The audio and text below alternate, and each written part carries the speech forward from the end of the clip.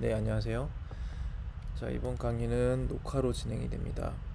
네, 이번 주제는 일변수 미분입니다. 그러면 진행을 하도록 하겠습니다. 먼저 전체 구조는 다음과 같습니다. 먼저 실수 공간에서의 함수에 대해서 이야기를 하고요. 주요 용어들을 정의를 내리겠습니다. 그러고 나서 이제 미분을 정의하는 데 필요한 주요 개념들, 리니어 펑션, 선형함수, 그리고 선형함수의 기울기, 비선형함수의 기울기에 대해서 이야기를 하고요. 미분은 결국 기울기와 연관이 되는 개념이기 때문에 기울기를 이해하는 것이 매우 중요합니다. 그 다음에는 이제 본격적으로 미분의 정의. 사실 미분의 정의는 그 비선형 함수의 기울기로 정의되기 때문에 그렇고요. 그 다음에 이제 미분 가능성과 연속성에 대한 개념을 이야기하고 고차 함수, 그리고 이제 미분의 어떤 그 근사적 의미, 즉 모든 미분은 선형으로 회귀된다는 이야기를 하도록 하겠습니다. 네, 그러면 주요 개념들에 대한 그 이제 정의를 먼저 시작하도록 하죠. 모든 수학은 정의로부터 출발합니다. 그래서 정의를 이해하는 것이 매우 중요한데요. 먼저 제일 처음 정의될 것은 폴리노미알, 즉 다항식입니다. 잠깐만요. 지금 커서가 안 보여서. 네, 보이네요 이제. 네.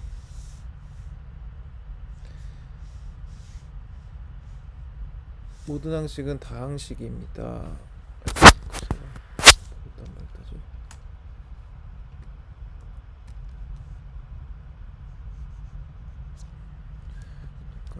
커서가 안 보이네.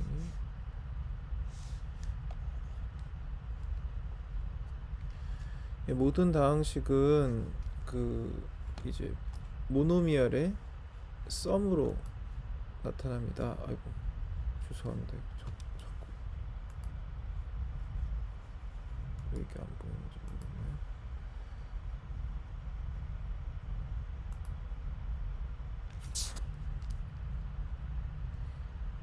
잠깐만, 죄송합니다. 좀 확인 좀 하고요.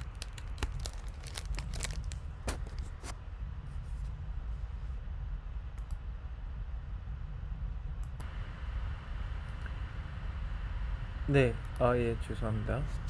다시 돌아왔습니다. 네. 다항식은 이걸 이제 다항식이라고 하는데요. 다항식은 합입니다. 뭐의 합이냐면 모노미알의 합입니다. 모노미알은 단항식입니다. 그러니까 단항식의 합으로 이루어진 게 다항식이고요. 그러면 단항식이 뭔지를 알아야겠죠. 단항식의 정의는 다음과 같습니다.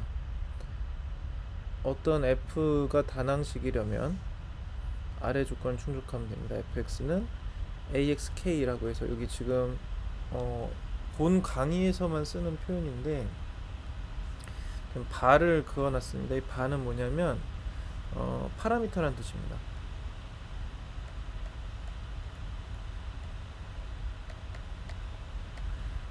혹은 외부에서 정해진 수, 혹은 상수 취급하는 수라고도 생각할 수 있습니다.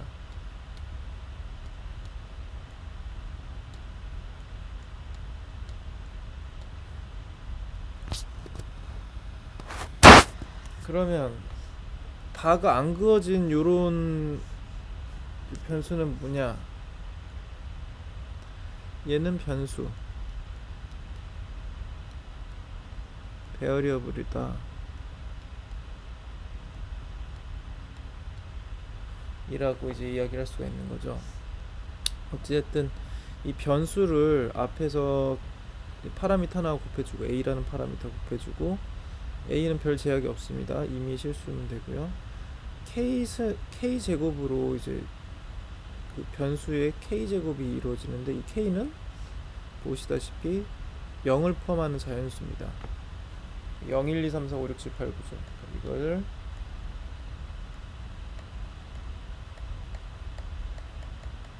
이런 식으로 기술을 할 수가 있겠습니다. 똑같은 얘기죠. 자, 그래서 이렇게 어떤 실수 곱에다가 스칼라 곱에다가 변수의 이제 0을 포함한 자연수의 승 제곱으로 이루어진 걸 다항식이라고 하고 이것의 합을 다항식이라고 부른다는 겁니다. 그래서 사실 여러분들이 알고 있는 자주 쓰는 가장 많이 쓰는 그게 바로 다항식입니다. 그리고 이 다항식은 매우 중요해요. 교육적 의미에서 중요합니다. 다항식은 매우 좋은 속성을 갖고 있어요. 계산적으로. 그래서 나중에 이제 다항식이 아닌, 그러니까 폴리노미얼이 아닌 애들을 만나게 될 텐데 그걸 다루어 보시면 바로 왜 다항식이 좋았는지 그리워질 겁니다. 그 다음 함수는 레이셔널 펑션. 그래서 레이셔널은 합리적인이라는 뜻이 아니라 레이쇼적인 펑션이라는 뜻입니다. 즉 다항식 PQ는 이미 폴리노미얼이고 단지 분모는 우리 항상 이제 나눗셈이 정의되려면 분모 즉 나눠준 수가 0이 아니어야 된다는 것을 우리는 암묵적으로 전제하고 있죠. 근데 이게 성립했다는 것 자체가 분모가 0일 수 없다는 걸 의미합니다. 어쨌든 다항식의 비율로 이루어진 함수를 레이셔널 펑션이라고 부릅니다. 그리고 지수함수, 익스포넨셜은 지수. 그리고 레이셔널은 유리라고 번역을 합니다. 유리함수. 이 유리는 있을 류에 나눌 리자에서 나눌 수 있다는 거죠. 지수함수는 정의가 얼핏 보면 다항식이랑 비슷한데 차이가 있죠. 변수가 지수에 곱해 몇 승 몇 제곱한 그 부분에 붙어 있죠. 그리고 A, B는 실수이고 사실 암묵적으로 암묵적인 정의입니다. 나중에 로그 할 때 명시적으로 하겠지만 B는 1이 아닌 양수 뭐 이런 식으로 해야지 사실 실질적으로 의미가 좀 있어요.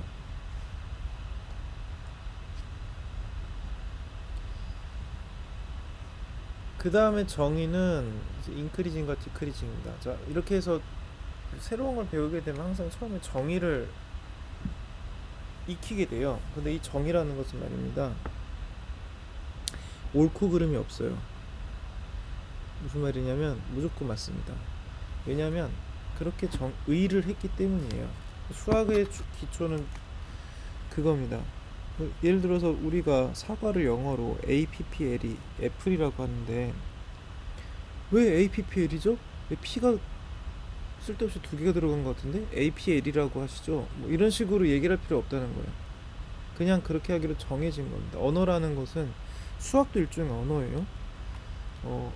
정해진 약속이 있는데 그 약속이 바로 데퍼니션입니다. 좀 더 근원에는 공리라고 하는 액시엄이라는 게 있죠. 아무튼 우리는 미분을 정의 내리기 위해서 가는데 근데 이제 옳고 그름은 없지만 무조건 옳지만 그건 또 있어요. 이 정의가 쓸만하냐 쓸만하지 않나는 있습니다.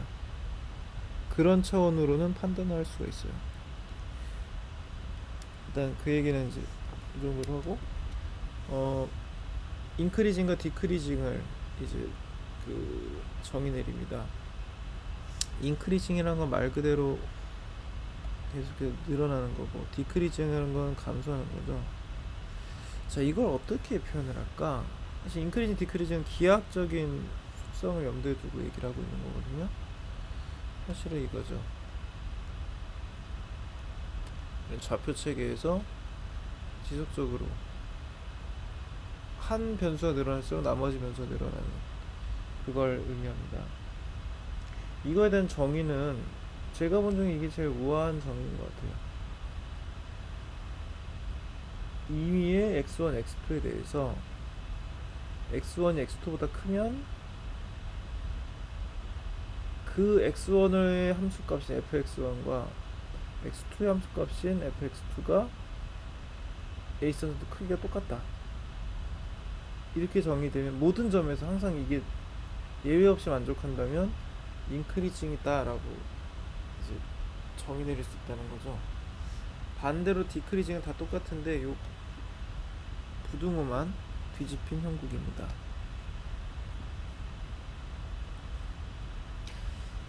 자, 이렇게 인크리징과 디크리징을 정의하고 나면 로컬 혹은 렐러티브 미니멈과 맥시멈을 정의 내릴 수 있습니다. 자, 로컬 미니멈은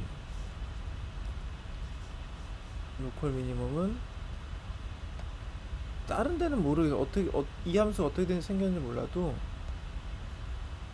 내가 보고 있는 부분에서는 디크리징했다가 인크리징하면 그 경계가 되는 점이 하나 있겠죠. 그 점이 바로 로컬 미니멈이다. 이렇게 되면 적당한 근방을 잡았을 때 이 로컬 미니멈의 요게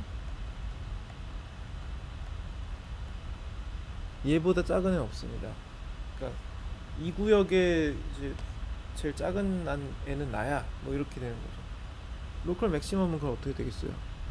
반대로 이런 모양을 가지고 있겠죠. 인크리징 했다가 디크리징. 그래서 이게 바로 그 로컬 미니멈과 맥시멈의 점입니다. 근데 사실 우리가 구하고자 하는 것은 로컬 맥시멈이나 미니멈이 아니죠. 글로벌 맥시멈 혹은 글로벌 미니멈입니다. 글로벌 미니멈의 정의는 다음과 같이 이야기를 할 수 있습니다. 모든 도메인, D는 도메인입니다. 정의요. 말 그대로 이 함수가 정의되는 인풋의 집합입니다. 그래서 보통은 이렇게 정의어가 도메인과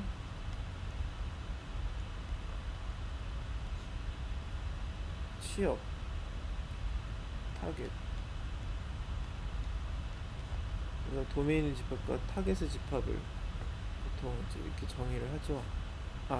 이제 표기를 하죠. 아무튼 이 도메인의 모든 점에 대해서란 뜻이에요. 이렇게 요 A 뒤집은 건 아까도 나왔는데 제가 말씀을 깜빡 안 드렸는데 for all이 그냥 기계적으로 이런 표현을 보면 그냥 for all을 넣으시면 돼요. 직관적으로 이해가 안 되면. 하지만 좀 쓰다 보면 바로 이제 익숙해질 겁니다. A를 뒤집은 형태죠. 나중에 2를 뒤집은 형태도 보게 돼요. 뭐 여하튼 그래서 어떤 모든 도메인에 어떤 값을 넣어도 얘보다 같은 것까지, 기껏해 같은 것까지 얘보다 더 작을 순 없고 라고 하면 글로벌 미니멈입니다. 그럼 글로벌 맥시멈 어떻게 정의할까요? 글로벌 맥시멈은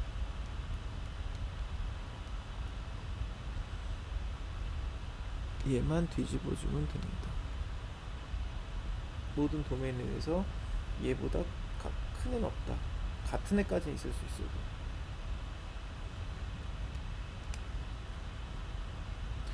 자, 그 인터벌은 무엇이냐? 인터벌은 두 실수 사이의 집합입니다. 두 실수 사이의 집합인데 문제는 뭐냐면 인터벌이 종류가 총 4가지가 있을 수 있다는 겁니다.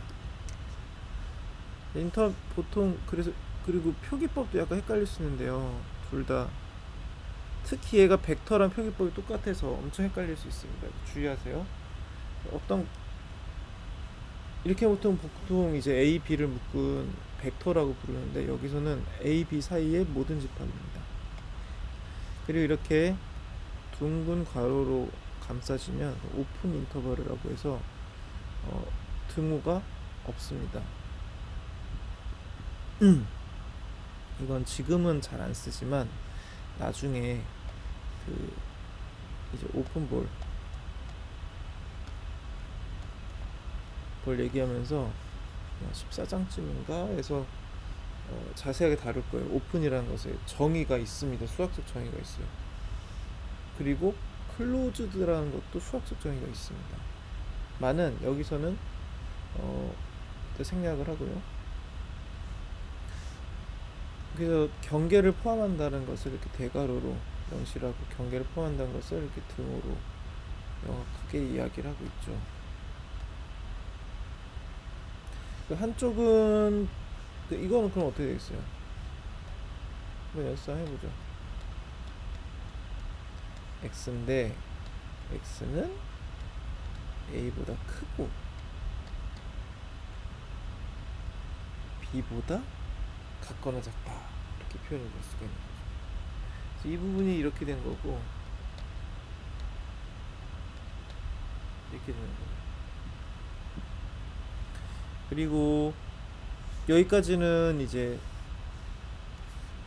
파이나이트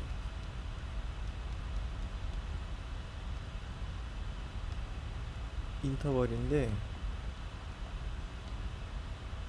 아이고. 한쪽에다 이렇게 무한대 표시를 붙일 수가 있습니다. 이런 식으로 왼쪽이면 마이너스 무한대, 오른쪽이 플러스 무한대. 이렇게 하면 이건 뭘까요? 그래서 얘 한번 해볼까요? x는 r이고 x는 a바보단 크지만 무한대보단 작다라고 적으면 되는데 보통 적지 않습니다. 왜냐하면 무한대보다 클 수가 없거든요. 무한대 정의상. 나머지들도 어떻게 되는지 아시겠죠? 결국은 이렇게 클로즈드가 돼 있으면 같거나로 고치면 되고 오픈되어 있으면 둥글게 진행할 수가 있습니다.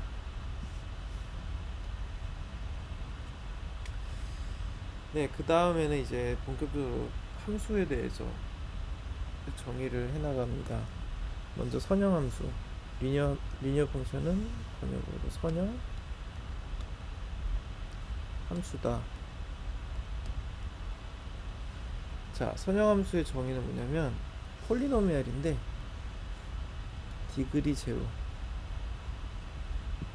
즉 a바 xk에서 k바가 0인 상황입니다. 혹은 1이다. 그래서 리니어 펑션은 기하학적으로 봤을 때 직선으로 나옵니다.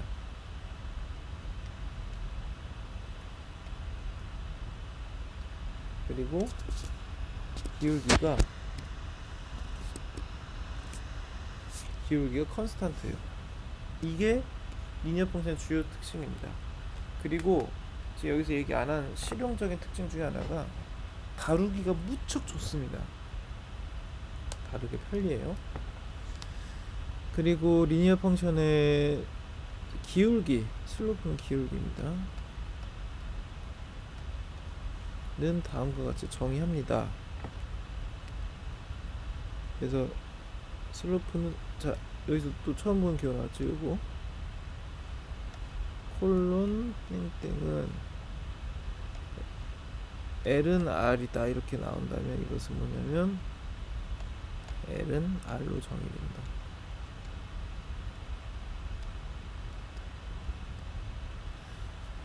자, 기울기의 정의는 오른쪽과 같이 된다라는 겁니다. 그래서 두 점 x1, x0에 대해서 두 점 잡고 여기 x0, 여기 x1이라면 슬로프를 계산할 수가 있습니다. 네, 그럼 이제 처음으로 이제 드디어 시오렘이 등장했습니다. 슬로프가 m이고 버티컬 인터셉트가 b인 직선의 방정식 혹은 선형함수는 mx 더하기 b다라고 할 수가 있다라는 겁니다. 자, 이거 되게 자명하게 느껴지시죠? 아마 왜 이런 상기 수업에서 이런 학급 얘기를 할 수가 있냐.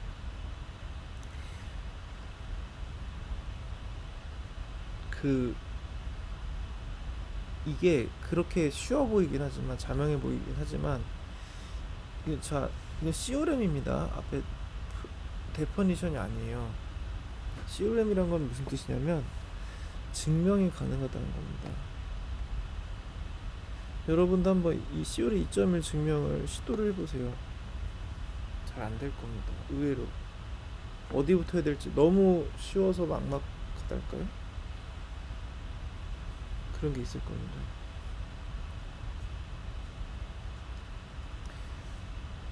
우리는 이 부분은 증명한 거 재밌긴 하지만 갈 길이 먼 관계로, 자, 다음 주제는 넌 리니어 펑션입니다. 그래서 넌 리니어는 비선형,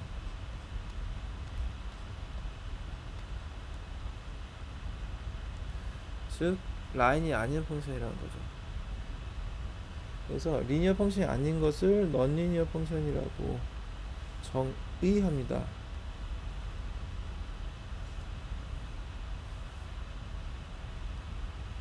자, 그러면 이제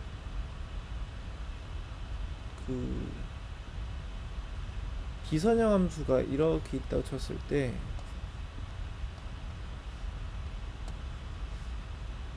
만약에 뭐 여기다, 여기서의 기울기는 어떻게 하느냐, 이게 문제죠.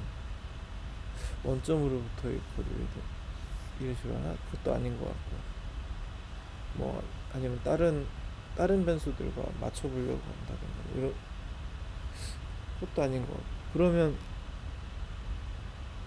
어떻게 정의를 내릴 것이냐, 이걸 정의 내리기 위해서 우리는 극한이란 개념을, 리미트라는 개념을 가져옵니다. 그래서 어떤 함수 f가, 이걸 이제 f라고 해볼까요? f가 어떤 한 점 x0, 그 다음에 세로좌표는 fx0겠죠?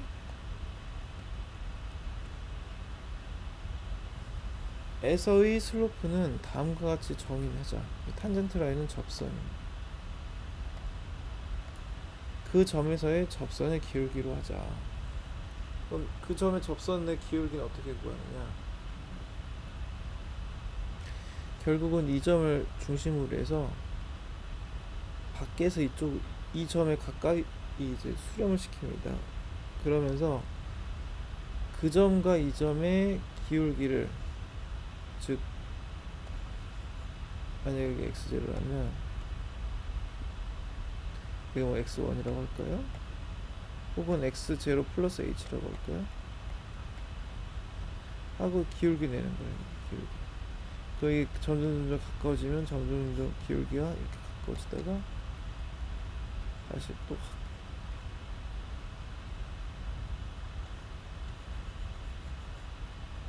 네. 그러면 이게 만약에 x0 플러스 h가 0으로 간다고 생각을 해보세요. 그럼 어떻게 돼요? x0 플러스 h는 x0에 수렴하겠죠. 그러면 그때 가지는 기울기는 멀었을 때는 별로였다가 이게 점점 가까워진다고 생각해보세요. 그때마다 그 슬로프 라인을 그리면, 탄젠트 라인을 그리게 되면 이렇게 나온다는 거죠. 그래서 사실은 이게 바로 미분의 정의입니다. 나는 미분을 얘기만 들어봤지 실제로 배워본 적이 없다라고 한다면 이게 미분의 정의입니다. 그리고 x0에서 f'으로, f죠. 이거 중요합니다.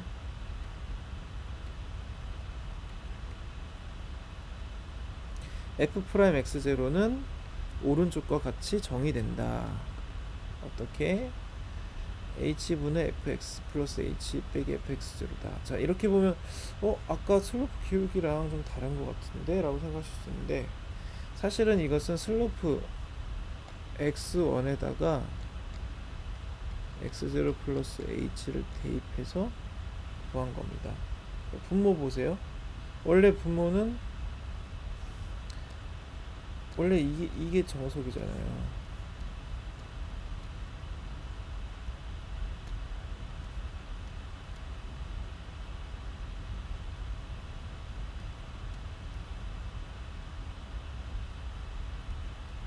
이런 식으로 나와야 되는데 x1 요 x1에다가 아까 말한 요 식을 대입을 하면 이제 요 식이 나오는 거죠. 그리고 이거 외에도 이제 프라임식, 이거는 이제 x0에서 미분했다 그래서 f 프라임으로 나오는데, 변수가 여러 개가 되면 어떤 변수에 대해서 미분했는지 되게 중요하거든요. 그래서 이제 이게 아마 라그랑지가 제안했던 표기방법 아닌가 싶은데, 여하튼 f랑 x0는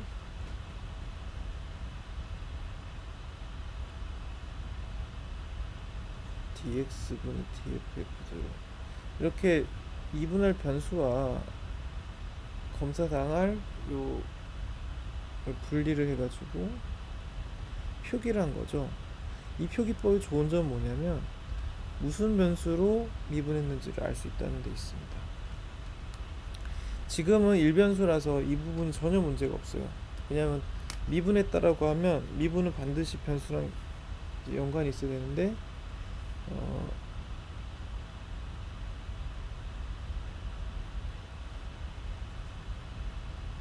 네, 그게 유일한 변수니까 x가 사실 뭐에 대해서 미분했는지 자명하죠. 그런데 이런 이제 이런 식의 표현법은 나중에 여러 변수를 미분할 때 유용합니다. 그건 뭐 그때 가서 이야기를 하도록 하고요. 자, 그러면 C열의 2.2와 2.3을 볼까요? C열의 2.2는 fx가 x제곱차, 뭐예요 이거? 모노미얼이죠? 다항식. x0이면 f'x는 2x다. 더 나아가서 자연수 승인 fx는 x의 k제곱의 미분은 어깨에 있던 k가 개수로 와서 붙고요. 그 다음에 k 빼기 1이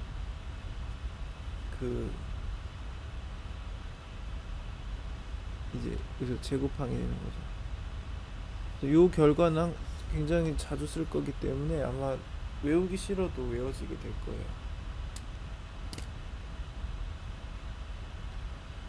자, 그리고 얘네들도 시오렘이기 때문에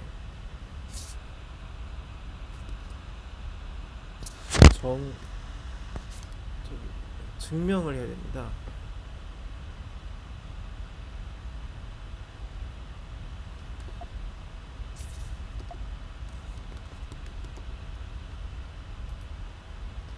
네, 그래서 이 증명은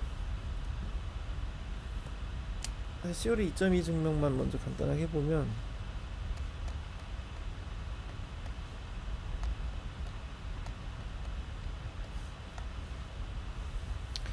자, f'x는 h분의 리미트 h가 0으로 가고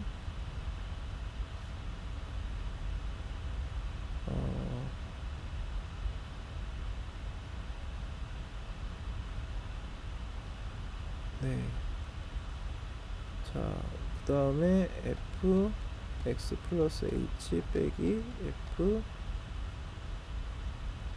x였단 말입니다. 그렇죠? 이제 이걸 풀어주는 거예요. 이거를 h가 0으로 가고 h분의 x 플러스 h의 제곱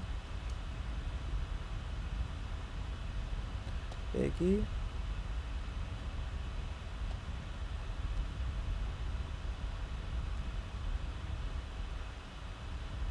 네, 이렇게 되는 거죠.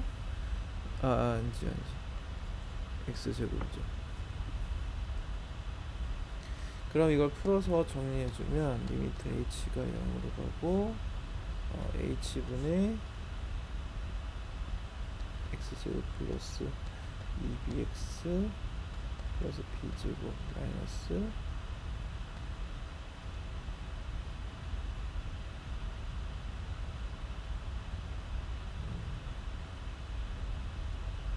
그럼 요 부분이 지워지네요. 그쵸?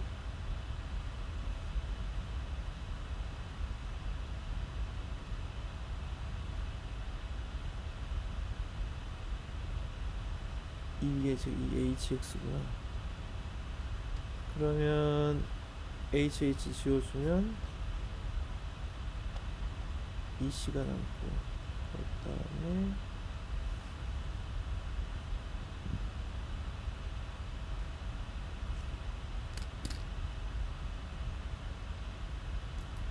아이고 자꾸 튕기네.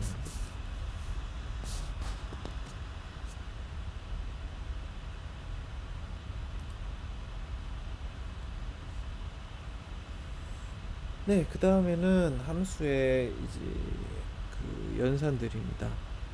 그래서 함수 연산 덧셈 뺄셈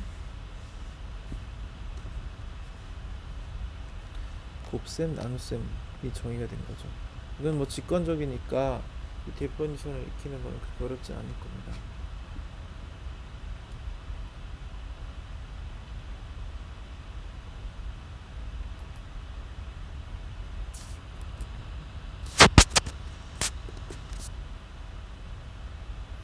이것도 증명이 가능합니다.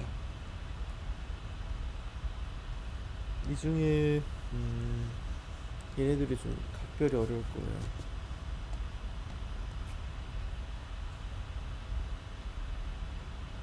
정확히 말하면 이거의 미분이 증명이 어려울 겁니다.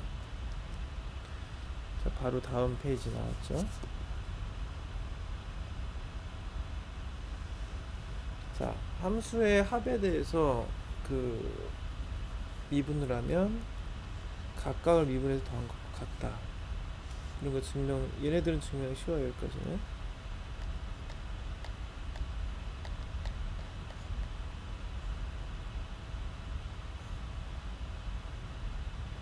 이쪽은 증명 어렵습니다.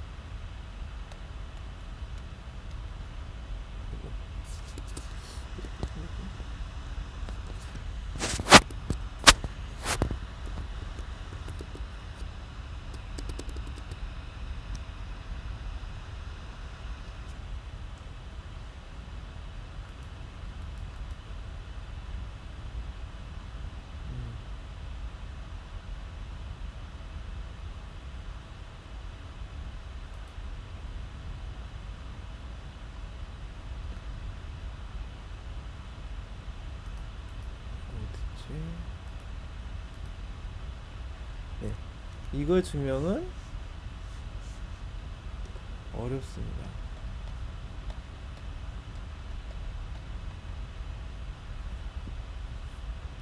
그래서 이것도 직접 한번 증명해 보길 권합니다. 이제 제가 한번 있긴 하긴 할 거지만, 네, 그러면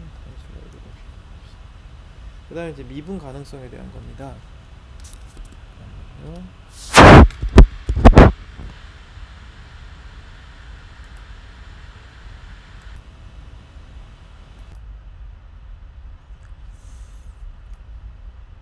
네,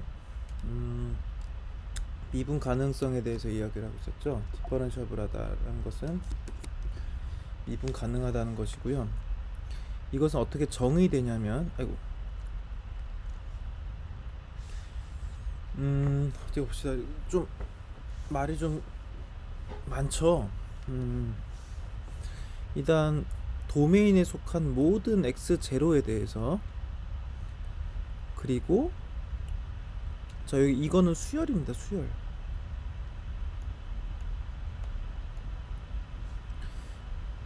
0으로 수렴하는 모든 수열에 대해서 수열이 0으로 수렴한 수열, 제가 예를 하나만 들어볼게요.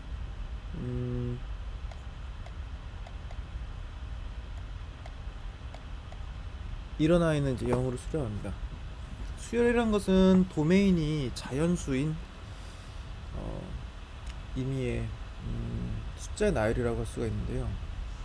n분의 1이, 여기서 n은 인덱스고요. n이 1, 2, 3, 4 이렇게 수열이 이제 인덱스가 자연수로 쭉 1, 2, 3, 4로 매겨지거든요. 그러면 1, 2분의 1, 3분의 1, 4분의 1 이런 식으로 가겠죠. n이 커지면 커질수록 0이 가까워진다는 걸 짐작하실 수 있을 겁니다. 물론 이거는 0으로 수렴하는 수많은 수열 중에 하나인데, 어떤 수열이든 0으로 수렴하는 모든 수열에 대해서, 자 여기 2가 뒤집힌 요게 나왔죠. 이게 뭐냐면 이그지스트로 기계적으로 번역하십니다. a는 for all로 기계적으로 바꾸면 되듯이 그냥 자주 쓰기 때문에 글자를 그냥 아끼려고 그랬다라고 생각하셔도 크게 틀림이 없어요. 유니크한, 그래서 유니크다는 유일하다는 뜻입니다. 유니크한 f'x0가 존재하는데 여러 개도 하나 존재한다는 거예요. 그리고 h가 0으로 수렴할 때, 여기서 갑자기 수열을 나오긴 했는데 사실은 h가 0으로 갈 때로 그냥 보셔도 크게 무리는 없습니다.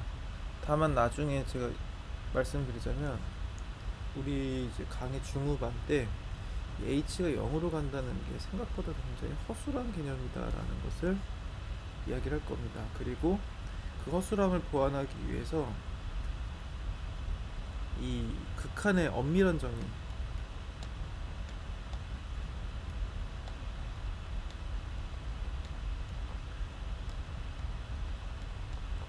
이에 대해서 다시, 그러니까 극한을 정의 내릴 거예요. 즉 우리는 극한에 대한 데퍼니션 지금 얘기 안 하고 넘어가고 있잖아요.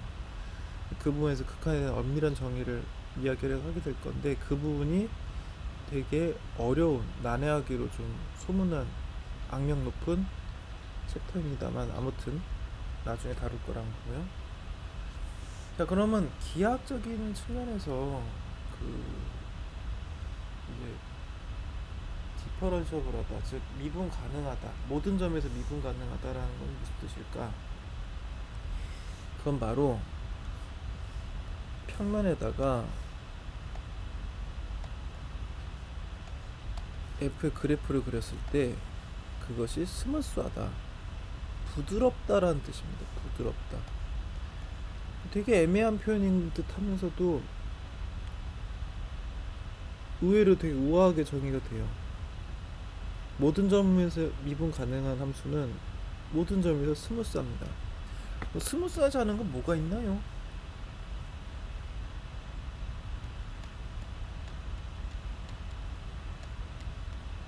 이런 건 스무스하지 않습니다. 어떻게 그려보면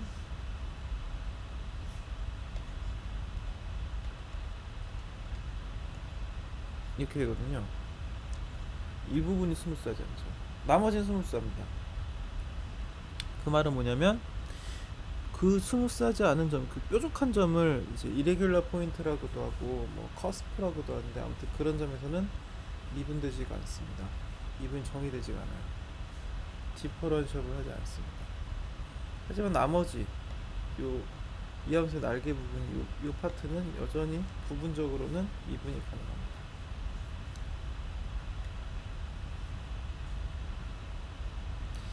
그 다음 연속이다. 자, 연속은 미분 가능하다 보다는 약간 더 느슨합니다. 왜냐면 아까 같은 식으로, 아까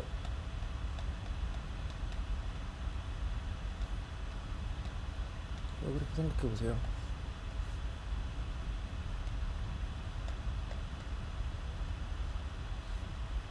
자, 끊긴 데는 하나도 없죠. 이건 끊긴 데가 없다는 뜻입니다.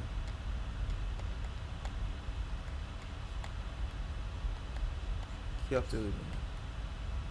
정의는 어떻게 되느냐? 도메인에 있는 모든 x0에 대해서 빠짐없이 다 성립해야 된다는 거죠. 어떤 xn이 x0에 수렴하면 그것의 함수값도 fx0에 수렴한다 는 뜻입니다. 이렇게 정의를 하면 이런 끊기는 거, 그러다가 끊기는 거, 이런 것들을 이제 걸러낼 수가 있습니다. 다만 미분이 가능하려면 스무스하고 끊긴 데가 없어야 돼요. 미분 디퍼런셜을 하면 컨티뉴어스하다는 게 보장이 되는데 전제되어야 되기 때문에 컨티뉴어스하다고 해서 미분 가능한 건 아닙니다. 대표적인 여기 예를 하나 들었죠. 미분이 안 되는 식이죠. 자, 그 다음에 이제 여러 번 미분하는 것에 대한 얘기입니다. 자, 미분은 한 번 한 게 아니라 한 번 미분한 걸 또 미분할 수도 있어요. 기울기가 되는 거죠. 예를 들면 여기 프라임 두 번 붙은 이거는 미분 한 번 한 다음에 그걸 한 번 또 미분했다는 뜻입니다. 그리고 그것을 이제 그 대안적인 표기법으로 나타내면 이런 식으로 나타낼 수 있죠. x에 대해서 두 번 미분했다라는 뜻입니다. 당연히 세 번 미분도 가능하겠죠. 또 이제 프라임을 3개 붙이고 만약 k번 미분했다라고 한다면 이 k가 4보다 같거나 크다면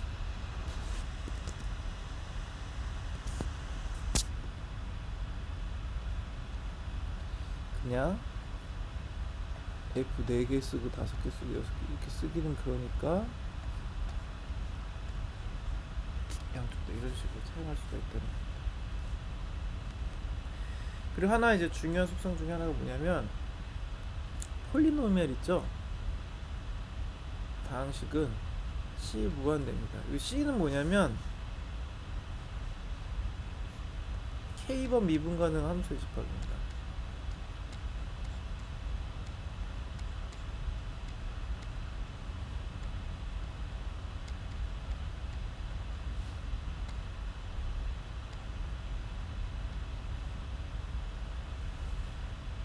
그 C 무한대라는 거는 무한대번 미분 가능한 함수의 집합이라는 거예요.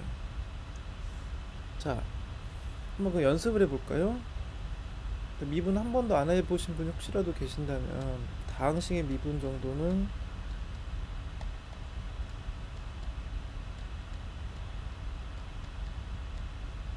익히셔야 됩니다. 자, 한번 연습하면서 한번 미분해보죠.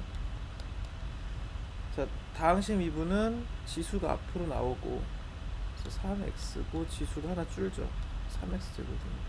더하기 2 하고 얘는 0이 돼요. 왜냐면 이게 원래 5 곱하기 x의 0승이었거든요.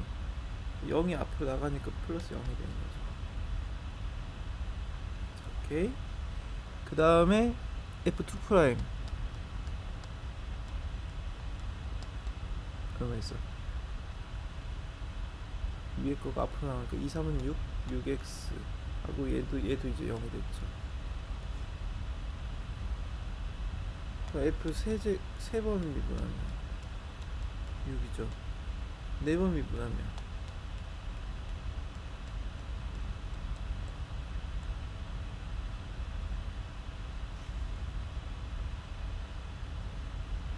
자, 지금 4번 미분했는데 0이 됐죠. 그러면 4번밖에 미분 못하는 거 아닌가? 라고 생각하실 수 있는데 0도 함수예요. 수평함수. 사실 가로축을 담당하는 그런 건데 상수도 미분 가능하기 때문에 0도 미분 가능한 거죠. 그러니까 무한대번호를 미분 가능할 수 있다는 것을 여기서 짐작할 수가 있겠죠. 아이고.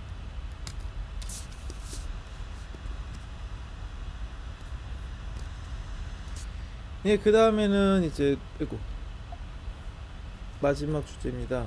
어프락시메이션인데 이 무슨 얘기냐면 이 아까 미분 가능하다는 게 부드러운 곡선이라고 그랬잖아요.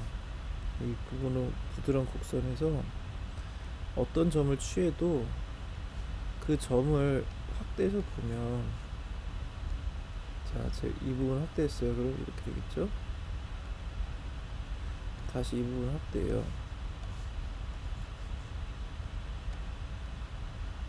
이렇게 되죠. 다시 이 부분 확대해요. 해보면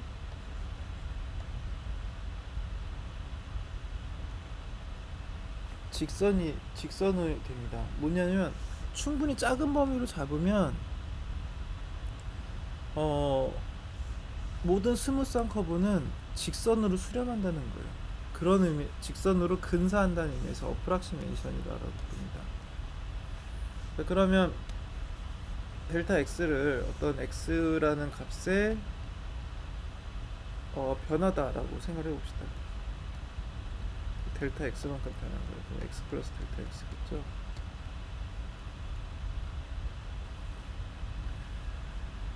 그런데 우리 미분에서 이거 탄젠트 기울기 접선의 기울기 그걸 또 어떻게 했어요? 이 델타 x를 0으로 보냈죠.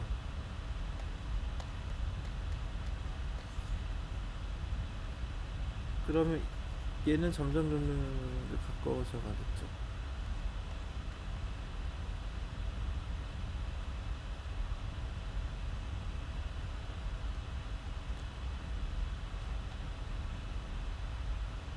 자, 요 얘기를 하려는 거예요. 자, 보면 자 이제 dx는 dx분의 dy 할 때 dx죠. 델타 x랑 개념 똑같습니다. 다만 다른 점은 뭐냐면 아주 작은 0에 sufficiently close한 0에 충분히 가까운 델타 x를 dx라고 부릅니다. 그러면 이거의 기준이 뭐냐? 이것도 sufficiently 하면 되게 애매하잖아요. 충분히 가깝다고? 아니 뭐 하기에 충분히 가까운 거야? 그거에 대한 답을 드리자면 그 점 근방에서 직선으로 근사할수록 근사한다고 할 수 있을 정도로 작은 델타 x를 의미합니다. 만약에 x1이 x0가 x0 플러스 h로 변했고 그런데 h가 충분히 0에 가깝다고 생각해 봅시다. 그러면 자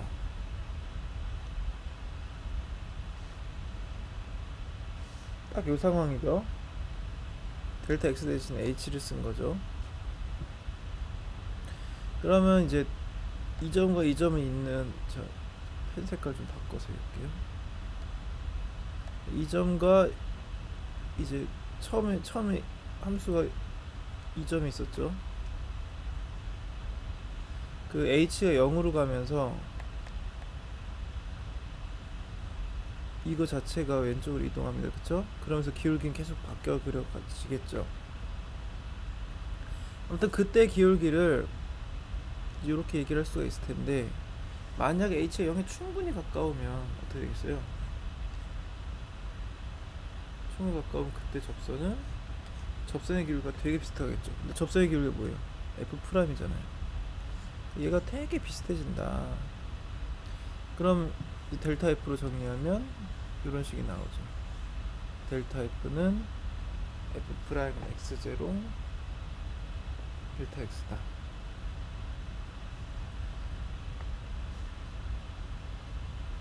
이런 식으로 해서 근사식을 계산할 수 있어요. F랑 X를 구할 수 있으니까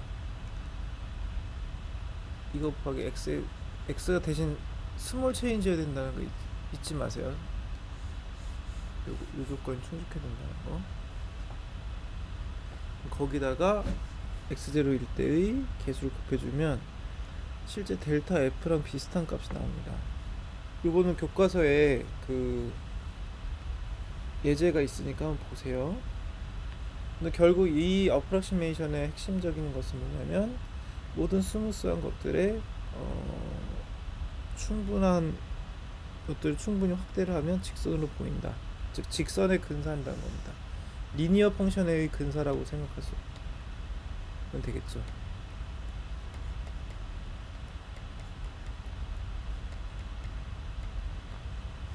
근사, 어프락시메이션. 네, 그래서 오늘 해야 될 수업 내용 여기까지 제가 설명을 드렸습니다. 일단 폴리노미알의 그 미분 연습은 좀 많이 혹시라도 안 해보신 분들은 충분히 좀 하시길 바라고요. 퀴즈 문제를 내는 걸로 오늘 강의를 마무리 짓도록 하겠습니다.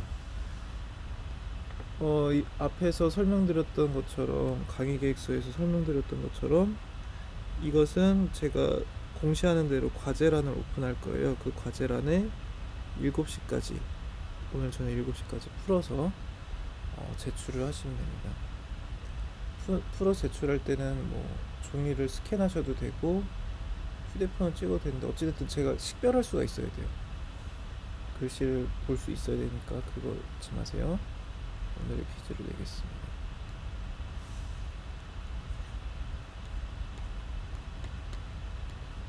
일 2020년 12월 22일 1번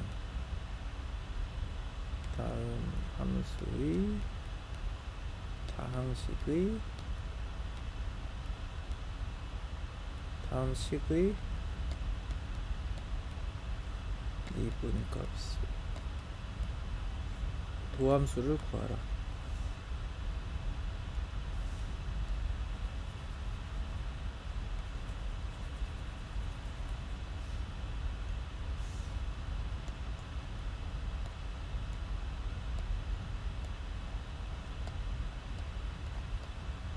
미분여라는 뜻이겠죠?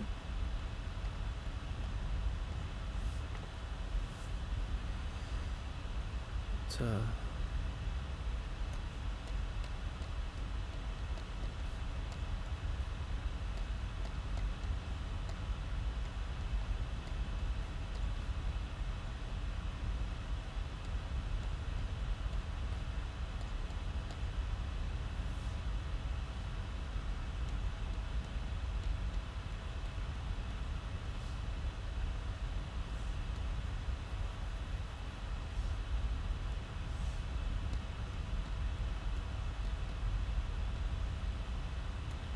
그리고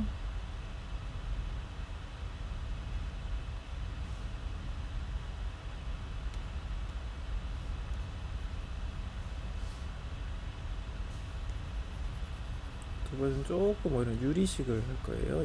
2번 gx는 x 플러스 x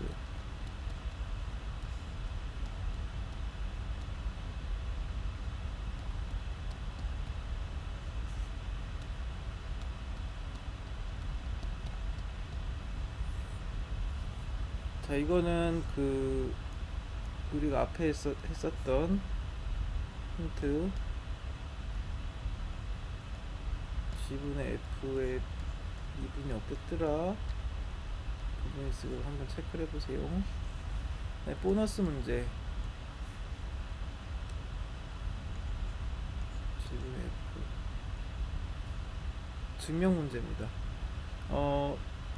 보너스 문제는 굉장히 어려운 문제를 낼 거예요. 굉장히 어렵다고 해도 도전 욕구를 하기 위한 거고 상대적으로 어렵고 상대적으로 박하게 채점할 겁니다. 자, 이건 5점이고요. 1점이에요. 고작 1점이에요. 하지만 이제 야망인 학생들 한번 도전해 보라는 거죠.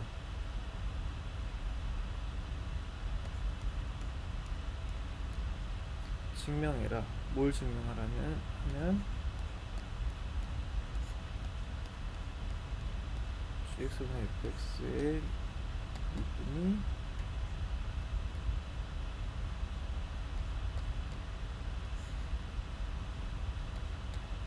f 프라임 x gx 여기 f x g 프라임 x임을 증명하라.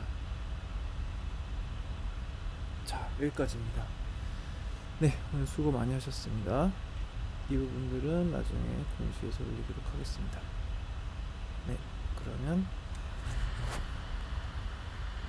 네, 오늘 수업은 여기까지 이렇겠습니다. 수고하셨습니다.